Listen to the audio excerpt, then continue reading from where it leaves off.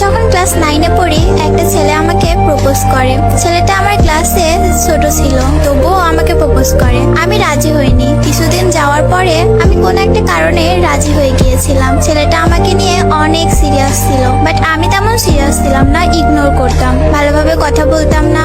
ছেলেটা অনেক কান্না করতো, আমার হাতে পায়েও ধরতো, রীতিমতো আমার জন্য পাগল ছিল। একদিন কথা না বললে সে পাগলের মতো হয়ে যেত। একদিন আমার বাসায় জেনে যায় আমি রিলেশন করি। অনেক বকা খাইছি, আমার ফোনটাও নিয়ে নেয় বাসা থেকে। তারপর সে তার ফোন আমাকে দিয়ে দেয়। সে তার বন্ধুর ফোন দিয়ে আমার সাথে কথা বলতো। আমি আবার ধরা পড়ে যাই, সে আবারও আমাকে আরেকটা ফোন দিয়ে দেয়। এভাবে অনেকগুলো ফোন আমাকে সে দিয়েছিল। সে অনেক পাগলামি করতো, আমাকে অনেক ভালোবাসতো, কিন্তু আমার ফ্যামিলি মানবে না। প্রথম প্রথম আম্মু মেনেও নিয়েছিল, কিন্তু আম্মু যখন জানতে পারে ছেলেটা সিগারেট খায়, তখন আমার আম্মু আর মেনে নেয় না। আমার বাসায় বিয়ের জন্য চাপ দেয়, অনেকগুলো বিয়ে ভেঙে দেয় আমি নিজেই। তখন আমার ফ্যামিলি আমাকে বলে, ঠিক আছে তোমাদের বিয়ে দেব, কিন্তু দুইজন কারোর সাথে কথা বলবা না, আগে বড় হও, তখন তোমাদের বিয়ে দিব।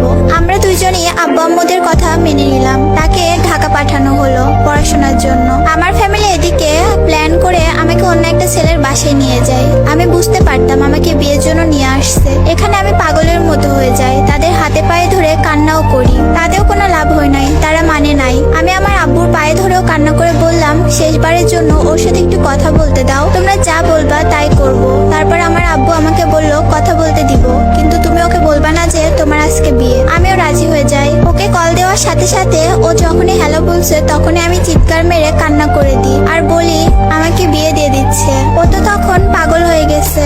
রাত বাজে 2টা, কোনো গাড়ি নাই, কেমনে আসবে? ওই পাগলের মতো খালি পায়ে দৌড়ায় দৌড়ায় বাস স্ট্যান্ডে গেছে। কোনো গাড়ি নাই, রাস্তার মধ্যে শুয়ে পড়ে কান্না করছে। আর এখানে আমার কাছ থেকে আমার ফোন নিয়ে নিছে।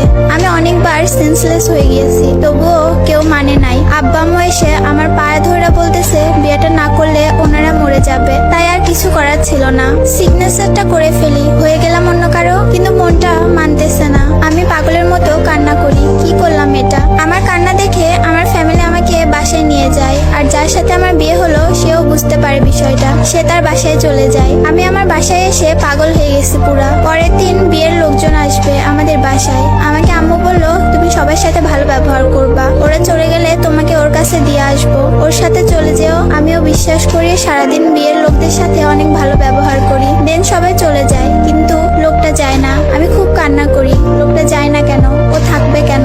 লোকটা বলতে আমার হাজবেন্ড। আমি কান্না করতে করতে আম্মুকে গিয়ে বলি, আম্মু তোমরা তো আমাকে বলেছিলে সবাই চলে গেলে তুমি আমাকে যেতে দিবে, তাহলে ওই লোকটা যায় না কেন?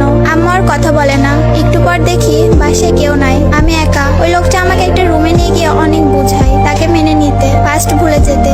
আমি কোনোভাবেই তার কথা শুনতেছিলাম না। দেন উনি আমাকে গায়ে হাত তুলে আমাকে অনেক মারে, কিন্তু তাতেও লাভ হয় না। আমি কোনো মতেই রাজি হই না। লোকটা আমার সাথে ফিজিক্যাল রিলেশন করার ট্রাই করে, অনেক চেষ্টা করে, কিন্তু আল্লাহ বাঁচাইছে, পারে নাই সে। আমি নিঃশ্বাস বন্ধ হয়ে যাওয়ার মতো কান্না করেছি ওনার কাছে। দেন আমার মাথায় একটা প্ল্যান আসে। আমি ওনাকে বলি, আমার পানি তৃষ্ণা লাগছে, পানি